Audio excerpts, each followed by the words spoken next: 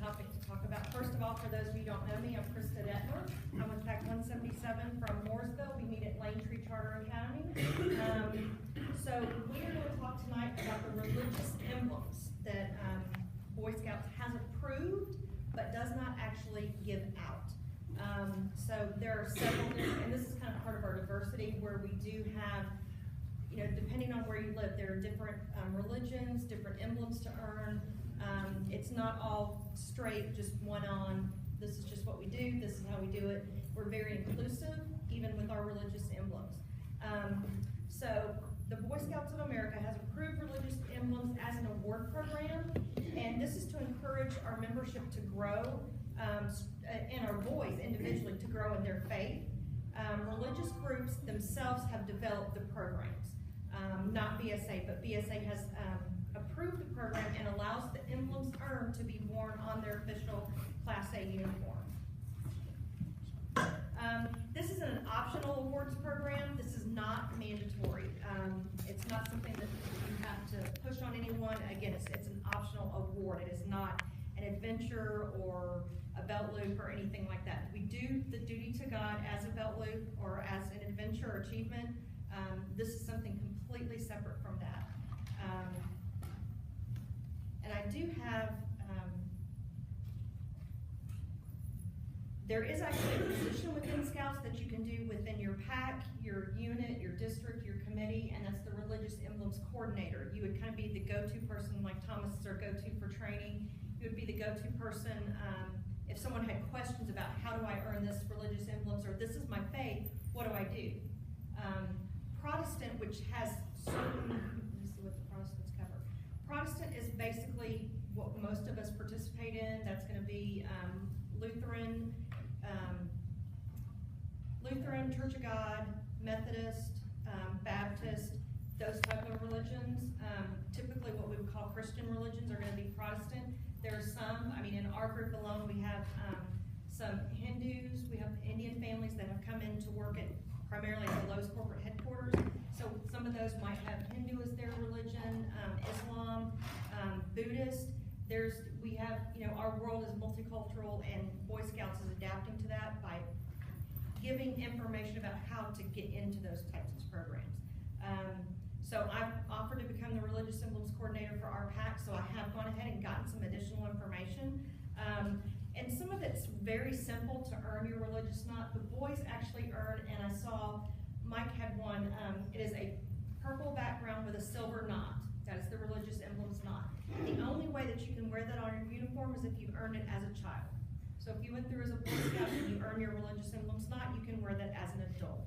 There is an adult knot, but there's like a 5-year minimum service, and then you have to be nominated. And that also varies pending the religion that you're working on. The Protestant is pray, P period, R period, A period, Y period, pub, is where you usually get all of your information. And there you will find, on our duty to God, this is kind of part of the brochure. It starts with the duty to God. And then you're going to see all of these different religious emblems that can be earned, and they're classified by religion. And each of them are, you know, not each of them, but a lot of them are different based on what that religion has decided is most important for their youth to learn. Some of them, such as one I found, the Islam, they're only to answer like 6 or 7 questions. They're important questions, and they're multi-linked questions. It's not just, do you feel this or do you feel that? You know, explain these tenets of this faith. You know, what is this about? It's more of a open-ended question, not just a single yes or no. Buddhist, you have to go through a recognized clergy. You can't just have anyone do it. Like the Pray program, I've been a Pray counselor, so I've actually gone through a group of boys with the Pray program, and then I even had to have a local clergy come in to sign off and do the final review. I could not do that because I'm not clergy. I can't hold the Religious Emblems Coordinator position, but I can't sign the paperwork. That does have to be done through a clergy, even for the Protestant Pray program. So what you would do is, on the Duty to God brochure, there are lists. They're going to look, I know not all of you can see, but I'll link this up here so you can. There's a list of the various, you know, other than just the pictures, there's also a list, and this has contact information. all I did was send out maybe 6 or 7 letters to the contact people that are listed here, and if one was for Girl Scouts, so they forwarded that over to the Boy Scouts division. So these are people who I got in touch with, and they sent me an email or sent me to another location via website to direct any of the scouts who come up and say, okay, you know, we have a lot of Indians who work or who come to our school, so Hinduism is their primary religion.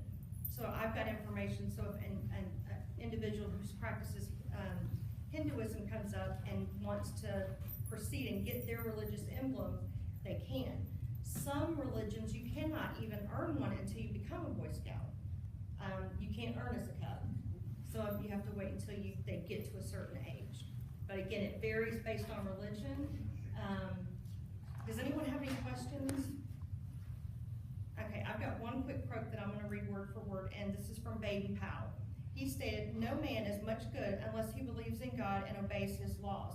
So every scout should have a religion.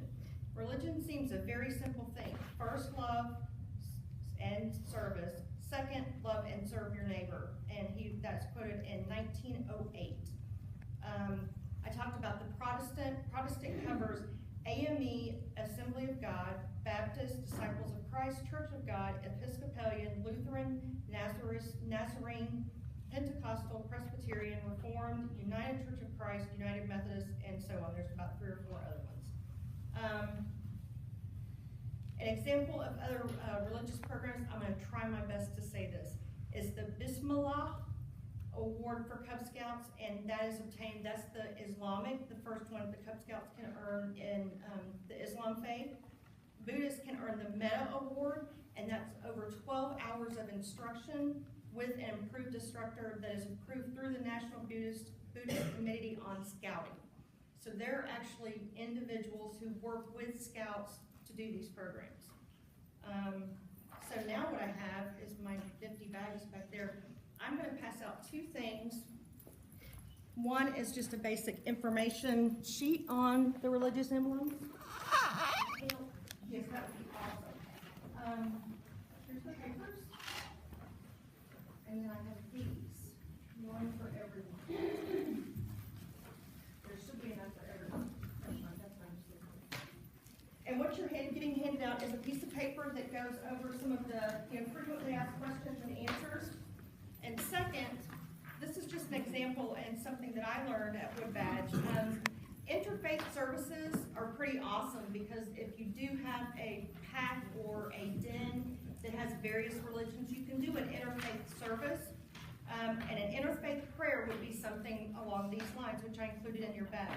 It says, "Bless this day with joy, keep each of us safe. Thank you for all you do. Help," it says help, but help me to be a good scout.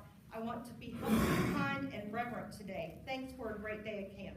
Can you tell what I'm going to use at Cub Scout Day camp when I do a morning prayer? The second is you'll notice that there's a rock in your bag. And I've included this as something that you might want to do at your pack. It says prayer rock. "I'm your little prayer rock, and this is what I'll do. Just put me on your pillow till the day is through. Then turn back the covers and climb into your bed, and whack, your little prayer rock will hit you on your head. Then you will remember as the day is through to kneel and say your prayers as you wanted to. Then when you are finished, just dump me on the floor. I'll stay there through the nighttime and give you help once more. When you get up in the morning, come, I will stub your toe. So you will remember for your prayers before you go. Put me back upon your pillow when your bed is made, and your clever little prayer rock will continue in your aid. Because your heavenly Father cares for you and blesses you so, he wants you to remember to talk to him you know. So just think about that with the prayer rock, and this says Heavenly Father. You can put in another name there. You can just leave that line out if you're doing an interfaith prayer, and it doesn't have to be an interfaith prayer. It can be just a reflection or a meditation. We're going to have a moment of meditation or a moment of reflection, and then you can do an interfaith prayer. So that is my presentation. Does anyone have any questions? No? Okay, a lot of this can be found on the BSA. If you put in BSA and religious emblems or duty to God, you can find that information for your time. Thank you.